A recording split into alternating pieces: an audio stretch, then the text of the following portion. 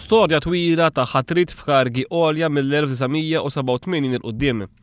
Din hija l-istorja ta' Tancred Tabone u ta' Frank Sammut, hekk kif jirriżulta minn stqarrija pubblikata mill-Prim Ministru nnifsu Laurence Gonzi.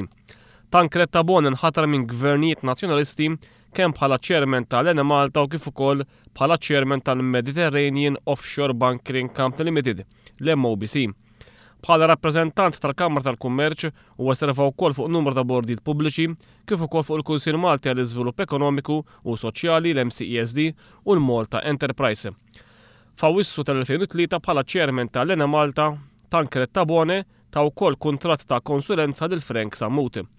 Skont l-istess qarja tal-Prim Ministru, min-naħa tiegħu Frank Sammut serva bħala membru fuq il-bord tal-Enemalta bejn l-1987 u l-1990 u kien membru tal-Kumitat responsabbli mix-xiri tal-fjuwil.